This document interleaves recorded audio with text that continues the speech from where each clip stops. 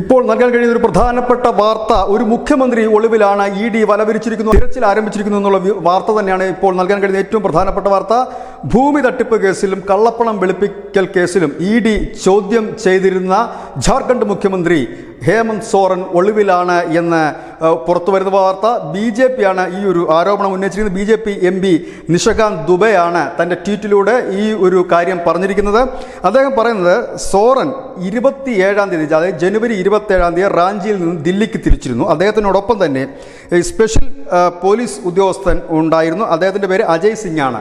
ഈ രണ്ടുപേരെയും പിന്നീട് കാണാനില്ല. കഴിഞ്ഞ കുറേ മണിക്കൂറുകളായി, 18 മണിക്കൂറോളമായി ഈ മുഖ്യമന്ത്രിയെക്കുറിച്ചോ ഇദ്ദേഹത്തിൻ്റെ സുരക്ഷ ഉണ്ടായിരുന്ന അജയ് സിംഗിനെ കുറിച്ച് യാതൊരു വിവരങ്ങളുമില്ല എന്നാണ് ഇപ്പോൾ പുറത്തു വന്നിരിക്കുന്ന വിവരം.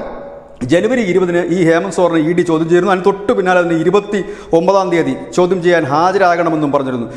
ഇവിടെയാണ് ഒരു സംശയം നിലനിൽക്കുന്നത്. കാരണം ED അടുപ്പിച്ച് ഈ ഹേമന്ത് സോറനെ വിളിക്കുമ്പോഴേക്കും തെളിവുകൾ ശേഖരിച്ച് ഒരു അറസ്റ്റിലേക്ക് കടക്കുമെന്നൊരു അഭ്യൂഹങ്ങൾ നേരത്തെ തന്നെ ഉണ്ടായിരുന്നു. ഏതായാലും 12 മണിക്കൂറാണ് ഈ ED സംഘം ദില്ലിയിലെ ഹേമന്ത് സോറൻ്റെ വസതിയിൽ കാത്തിരുന്നത്. പക്ഷേ ഹേമന്ത് സോറൻ അവിടെ എത്തിയിട്ടില്ല. എന്നാൽ കുടുംബവും ഹേമന്ത് സോറൻ്റെ പാർട്ടിയായ JMM പറയുന്നത് ഹേമന്ത് സോറൻ ദില്ലിക്ക് പോയത് സ്വകാര്യ ആവശ്യങ്ങൾക്കാണ്. ഏതായാലും ഇന്ന് EDക്ക് മുമ്പിൽ ഹാജരാകും എന്ന് പറയുന്നു. ഏതായാലും വളരെ നിർണായകമായ മണിക്കൂറിലൂടെയാണ് ജാർഖണ്ഡ് കടന്നു പോകുന്നത്. വലിയ ഭരണഘടനാ പ്രതിസന്ധിയൊക്കെ വരാനുള്ള സാഹചര്യവും സാധ്യതയുമുണ്ട്. ഒരു മുഖ്യമന്ത്രി EDയെ പേടിച്ച് ഒളിവിൽ പോകുന്നതും ഒരുപക്ഷെ ഇന്ത്യ ചരിത്രത്തിൽ തന്നെ ആദ്യമാകും. ഏതായാലും വരും മണിക്കൂറിൽ ഇതിനെക്കുറിച്ച് കുറച്ചുകൂടെ ക്ലാരിറ്റിയുള്ള വാർത്തകൾ ലഭ്യമാകുമെന്ന് കരുതുന്നു. News desk, news India Malayalam.